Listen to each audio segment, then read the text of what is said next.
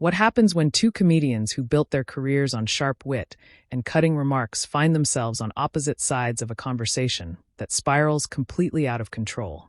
Tonight, we witness something absolutely unprecedented on late-night television. And trust me, you need to hear every single word of what went down between David Spade and Jimmy Kimmel. This is the kind of television moment that reminds you why live TV can be so dangerous, so unpredictable, and so absolutely explosive. Make sure you subscribe and drop a comment below because this story is going to leave you speechless.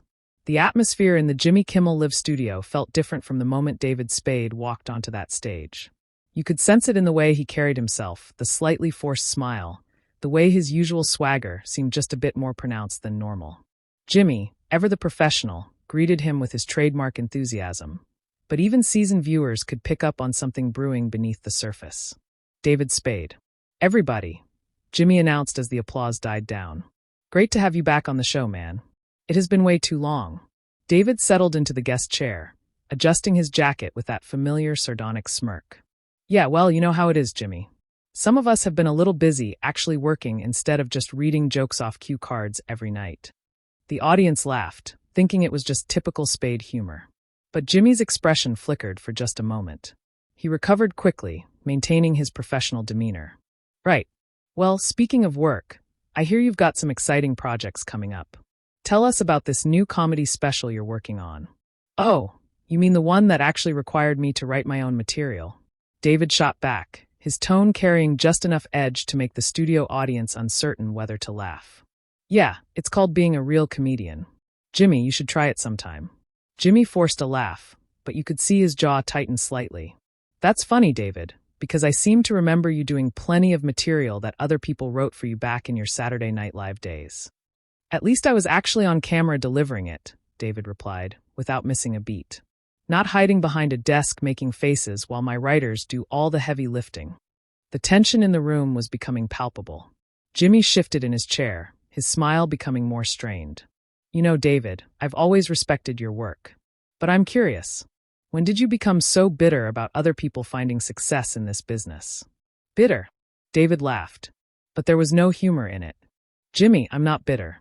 I'm just pointing out the obvious difference between someone who earned their spot and someone who got handed a prime-time slot because they look good in a suit and can fake sincerity on command.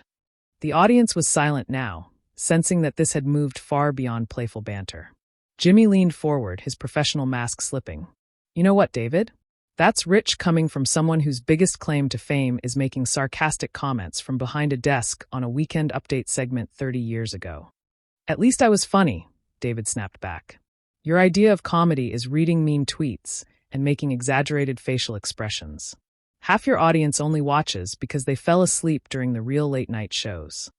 Jimmy's face was reddening now, his voice rising slightly. The real late-night shows? David, I've been doing this job for 20 years. I've interviewed presidents, movie stars, musicians. What have you done lately besides complain about how the business has passed you by? Passed me by. David stood up slightly in his chair. Jimmy, I'm still selling out theaters while you're sitting here every night desperately trying to be relevant by talking about whatever trending topic your staff Googled 5 minutes before airtime. You know what? Jimmy said, his voice taking on a harder edge.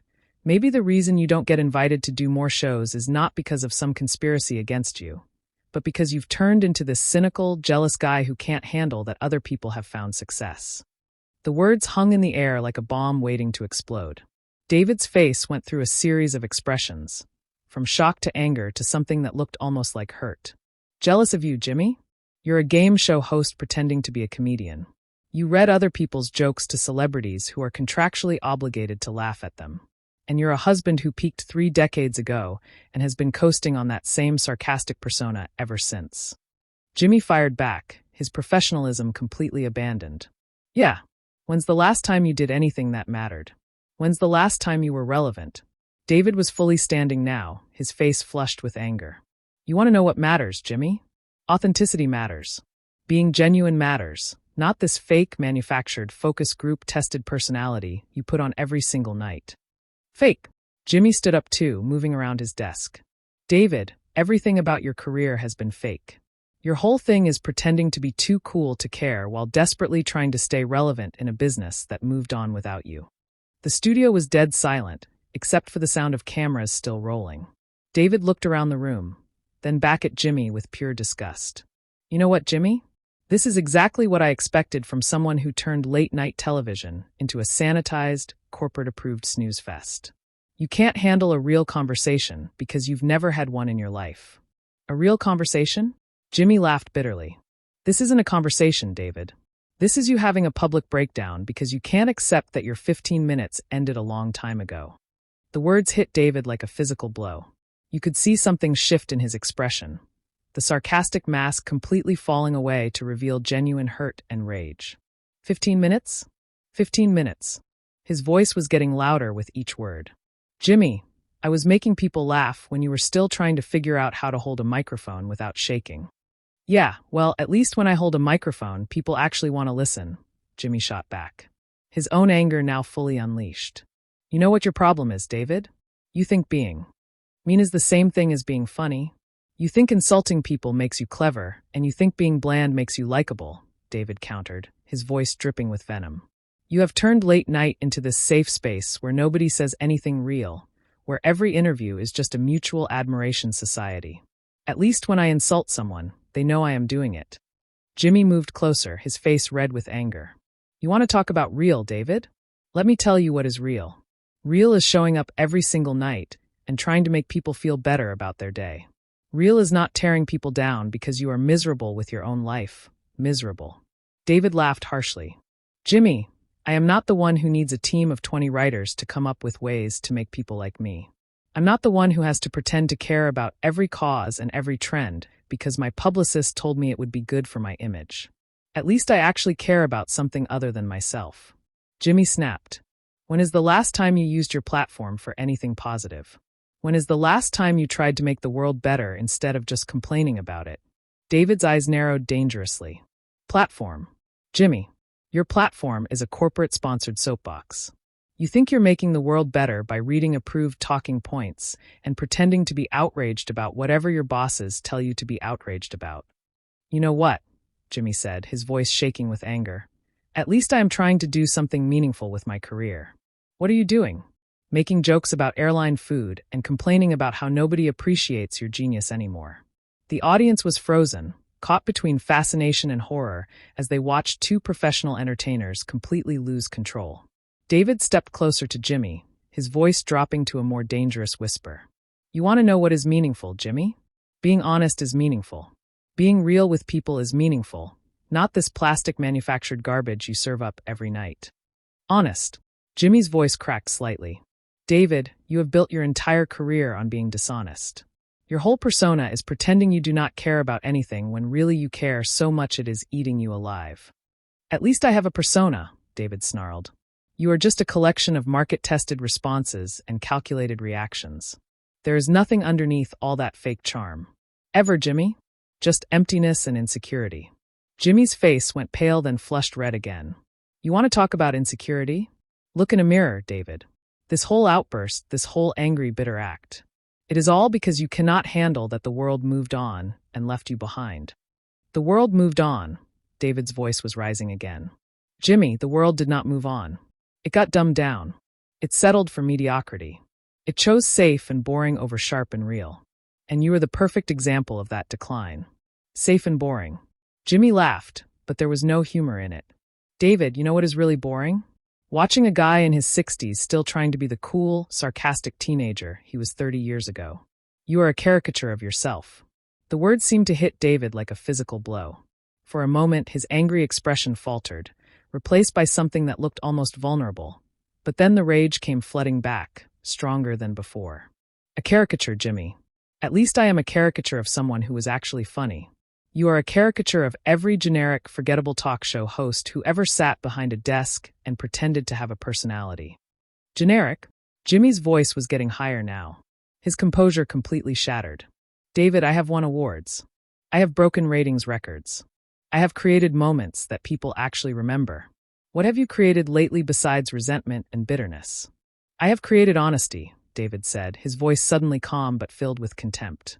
Something you would not recognize if it bit you on your surgically enhanced behind. The studio was so quiet you could hear the cameras humming. Jimmy stood there, his chest heaving, looking like he was about to either throw a punch or break down completely. You know what, David? This is exactly why nobody wants to work with you anymore. This is exactly why your career is where it is. And where is that, Jimmy? David asked with deadly calm. In the toilet, Jimmy said without hesitation, immediately regretting the words as they left his mouth. The silence that followed was deafening. David stared at Jimmy for what felt like an eternity, his face cycling through emotions too complex to read. Finally, he spoke, his voice barely above a whisper, but somehow more menacing than when he had been yelling. You know what, Jimmy? You are absolutely right. My career is in the toilet, but at least I still have my soul. Jimmy opened his mouth to respond, but David held up a hand to stop him. No, let me finish because this is important. You sit here every night, Jimmy, and you think you are entertaining people, but what you are really doing is numbing them. You are feeding them this bland, inoffensive pabulum that makes them feel good about being mediocre. David, please, Jimmy started, but his voice lacked conviction now. The fight had gone out of him, replaced by something that looked almost like fear. Please what, Jimmy? Please stop telling the truth? Please go back to pretending that what you do matters. David's voice was getting stronger again, more focused. You want to know why my career is in the toilet? Because I refuse to play this game anymore. I refuse to pretend that safe is the same as good, that popular is the same. As funny, Jimmy tried to regain some composure, straightening his tie and attempting his trademark smile. But it looked grotesque now. A plastic mask stretched over genuine distress. Look, David, maybe we should take a break. Calm down a little bit. Calm down. David laughed, and it was a sound devoid of any warmth. Jimmy, this is the most real this show has been in 20 years. This is the most honest conversation you have ever had on this stage, and you want to take a break. This is not honest, David. This is cruel, Jimmy said, his voice barely audible. This is just you being mean because you are hurt. Mean, David stepped even closer, invading Jimmy's personal space. Jimmy, mean would be me pointing out that your ratings have been sliding for years. Mean would be me mentioning that half your audience only watches you because Colbert is too smart for them and Fallon is too young. Mean would be me talking about how your own writers make jokes about you behind your back. Jimmy's face went white. How do you know that? Because, Jimmy, this is a small town and people talk. They talk about how you throw tantrums when the writers do not laugh at your suggestions. They talk about how you demand script approval on every single segment because you were terrified of looking stupid. They talk about how you have become everything that real comedians hate about this business. Stop, Jimmy whispered. But David was not done. They talk about how you cry in your dressing room after bad shows. They talk about how you beg celebrities to come on because you know your interviews are so boring that nobody wants to be here unless their publicist forces them. They talk about how you are a desperate, insecure little man playing dress-up in a job that real comedians built. Jimmy was visibly shaking now, his hands gripping the edge of his desk. David, please stop. Why should I stop, Jimmy? Because it hurts. Because it is uncomfortable? Welcome to what real comedy feels like. It is supposed to hurt sometimes. It is supposed to make people uncomfortable. It is supposed to challenge people instead of just making them feel warm and fuzzy about their terrible decisions. This is not comedy, Jimmy said, his voice breaking. This is just cruelty. No, Jimmy, this is honesty. And the fact that you cannot tell the difference is exactly the problem. David turned to face the audience, who sat in stunned silence.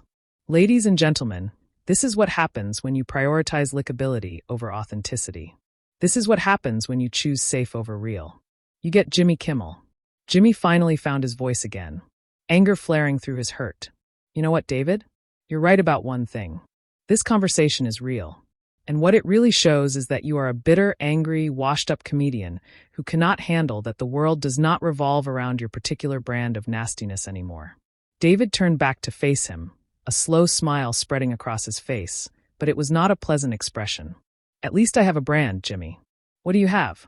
Generic late-night host number 3. The guy who is not as smart as Colbert and not as charming as Fallon. I have a show that people actually watch, Jimmy shot back, but his voice was shaky. I have a career that is still happening. Not one that peaked before the internet existed. You have a show that people watch the same way they watch elevator music, Jimmy. It is just noise to fill the silence. Background entertainment for people who are too tired to think. David picked up his water glass from the side table and took a slow sip, his eyes never leaving Jimmy's face. You know what the real tragedy is here, Jimmy? You actually had talent once. I remember watching you on The Man Show, and you were funny. You were sharp. You had an edge. But somewhere along the way, you decided that being liked was more important than being good. Jimmy's professional mask was completely gone now, replaced by raw vulnerability and rage. And you decided that being good meant being miserable. Look at yourself, David. Look at what you have become. Is this really what you wanted your legacy to be? The guy who had a meltdown on late-night television? David sat down his water glass with deliberate care and looked directly into the camera. You know what my legacy is going to be? I am going to be the guy who refused to pretend. I am going to be the guy who would rather tell the truth and be hated than lie and be loved. He turned back to Jimmy with complete contempt. Can you say the same thing? Jimmy was silent, his face a mixture of defeat and fury. David nodded as if Jimmy's silence confirmed everything he had been saying. That is what I thought, he began, walking toward the edge of the stage, then stopped and turned back one final time. Jimmy, I hope this show makes you very happy because it is all you are ever going to have. It is all you are ever going to be. Without another word, David Spade walked off the stage, leaving Jimmy Kimmel standing alone behind his desk, visibly shaking as 300 audience members and millions of viewers said an absolute stunt. Silence, having witnessed something that would be talked about for years to come. What did you think of this absolutely explosive confrontation? Have you ever seen anything like this on late-night television before? Subscribe and let me know in the comments what you think really caused this meltdown between these two comedy legends.